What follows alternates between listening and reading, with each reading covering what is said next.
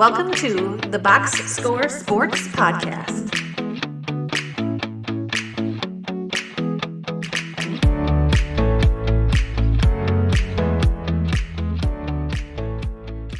Let's talk about Jaylen Brown.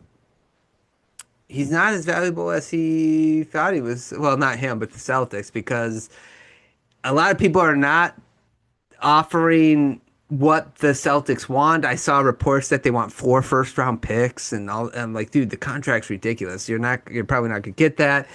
Um, teams have that are interested are backing out.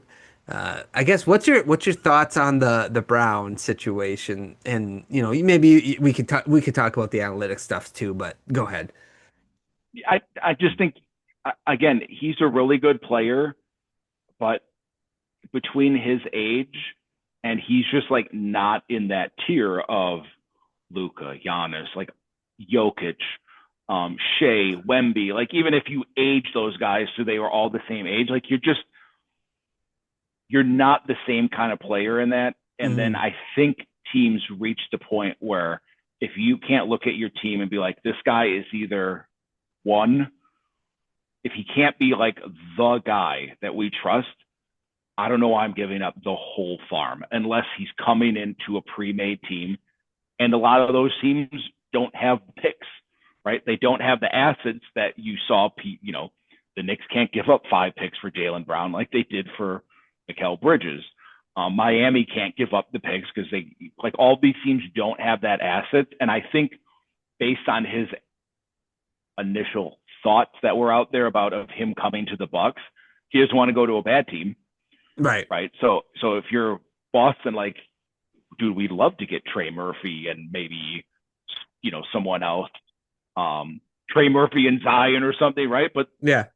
Jaylen Brown's like, dude, I'm not going there. And then if you're the Hornets, you turn into like, cool, now we have a dude that doesn't want to be here and we got to try to find somewhere to go. So I think that's the hang up is he's really good.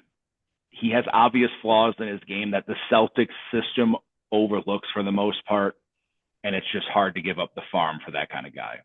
Yeah, and I think I think at some point he's also getting like a little underrated, and I know the drama is part of it. And it's like this guy is a really good basketball player. Like he is a top 15 player, right? Like I'm not like, but when you hear comments like the analytics, and it's like, well, let's analytics are fine, but we don't have to overdo it with the analytics, okay, guys? Like, but it's just funny because he has a particular skill set. And if he doesn't fit your team, he's not going to be worth this 50, $60 million you're paying him. And I think a lot of teams are figuring that out too. Is like, hey, we only can pay 2 of these guys. And if we pair this guy with our guy, is he good? Is our team going to be good enough? And like, if you're Portland, if the answer is going to be no, we're not beating the teams. If what other teams are like, even Detroit, for instance, rumored that like Detroit, and it's kind of still in the rumors, but it's like, Detroit gets like, is he going to be happy being second fiddle to Cade?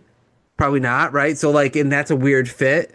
I don't know. I just think he's a little interesting of a player to trade for because I think he needs a specific sort of team to thrive in, and because of his skill set. And I would agree. And I think for the Celtics, maybe they would, but I think they would look to move him. Like, I think the reports of like, hey, we want 4 or 5 first-round picks are probably like from a not good team, and they just want those valuable picks to possibly flip.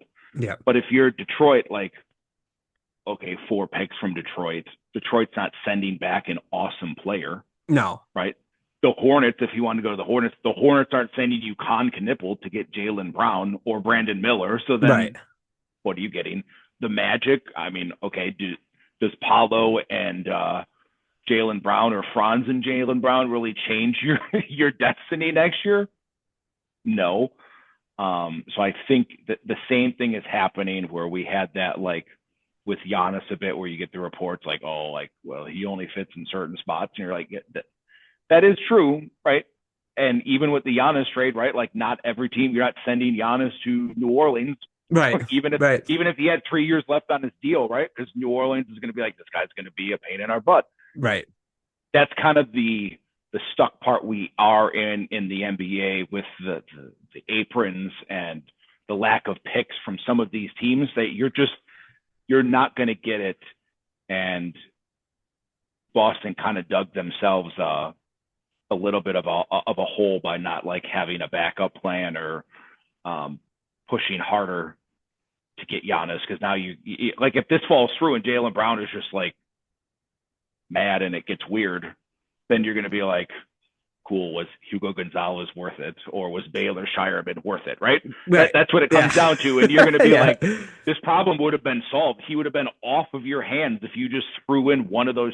Maybe you could have done it with Baylor Shireman. The Bucks would have been fine with it. Like, cool, was Baylor Shireman worth the fact that Jaylen Brown is like going to take a flamethrower to your team or just be mad all the time? I tend to think you just bite the bullet and move on and make it someone else's problem. Yeah, totally. So I agree with you. I think we talked about that too, right? Like the fact that they did move on because of one of these young guys who might not even be on their team in 3 years is kind of crazy. But yeah, so it is a problem. Do you see a team like where you're like, man, Jaylen Brown to this team makes a lot of sense. I'd like to see it. Is there a team out there for you that is like that? Denver.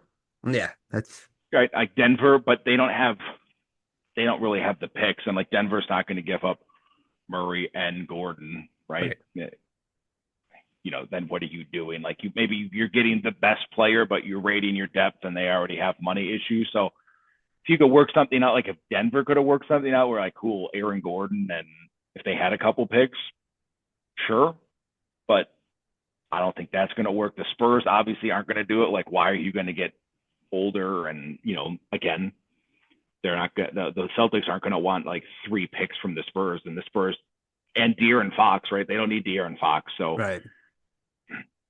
I don't know. The Clippers sometimes enter the atmosphere for him. He could have his way there, being a bigger market. They have some talent around, but they're going to stink for a little bit, right? Like, right. I mean, at least be average or below average. They're not going to be contending for a while. Yeah. So, I think it's the Rockets are the team that I kind of come back to. I think like that's kind of like if you're looking at a team, you could trade like Van Vliet's contract and Jabari Smith, something like that for Brown, and you throw 2 picks in there or something like that if you really want it. And it seems like that might be a good spot. Because, like, obviously the Rockets' offense is really awful down the stretch. And I'm not saying, like, Brown's a killer, but he's a guy that makes tough shots down the stretch. He has shown he can do that that was the one team I'm like, I could see maybe that being a destination that would work out. But it doesn't even sound like the Rockets are knocking on the door at all for that. So, yeah.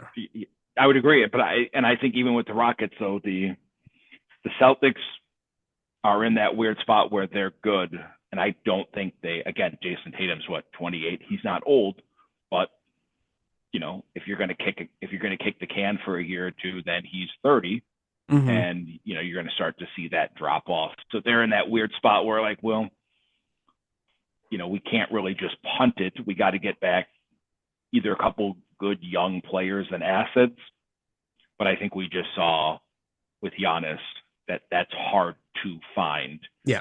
And I think Jaylen Brown has at least done a good enough job putting out there like, I don't know if I really want to go to Milwaukee and be in I get my team, but we're going to suck. We're not going to compete. Well, that's a lot of teams that may be interested that you're going from a team that is a contending team, or he's been a contending team pretty much his whole career, to, hey, buckle up and let's hope that we can get the play in. Yeah, it's true. I think like the Rockets would be interesting. I think Boston, with their great coach and their depth of people that can't play but can play, I think they'd be okay if you add like a Van Vliet and a Jabari Smith or an Easton or something like that. Obviously, I don't know if that would it would put them a tier down from maybe like where they were, like not like what I'm saying, like they're probably second in the East versus now like this fourth in sixth in the East or something like that. But I don't know. It's gonna be interesting to see how it unfolds. Gun to your head, your gut feeling. Is he on the Celtics starting next year, or is he gone? Gut feeling is no, and I think they will. He will find a situation, or the Celtics will kind of talk their way into it. I just think he's one of those guys that's kind of sensitive, and I think, putting him out there after kind of, I don't want to say what they put him through, but he's always kind of been like the ugly sister of the Celtics, and then he's kind of like been overlooked, and now they're like, oh well, Giannis, sure, Jaylen Brown, and I guess like we said, it really backfired, and I know like we listened to Bill Simmons and that, it's kind of funny watching him like turn the tables when it's on the other side now, and he's like, well, is Giannis really worth that much? You're like, guess what? Jaylen Brown's worth less, bro. So welcome to reality of what happens when you kind of mess around with one of your players. And I saw something that was funny. Like the ironic thing is Bill Simmons was one of the first one that floated Jaylen Brown as available, and now he's like, well, is he worse than Giannis? He is, bro. Yeah. It's funny too, because there was one person that said, I was listening to a podcast and he talked about like, could you sit Jaylen Brown and be like, dude, we didn't try to trade you for cornflakes, we tried to trade you for like a top 5 player. It's like, right, like, and it was you and like another pick. That's how much we value you. Is like you're right there. But I think you're right. Brown's a little too on top of it right now. Like he's too hot right now to think clearly. So yeah, I think you're right. I think he'll be on a different team. I just don't know what team that's going to be. We'll see as the offseason progresses. Okay, let's do a couple quick hitters, and then we'll talk about the Durant drama. Thanks so much for watching this clip of the Box Score Sports Podcast. I hope you guys enjoyed. If you haven't yet, please subscribe to our channel. Follow us on Instagram and Twitter or X, and we'll talk to you guys real soon. See ya.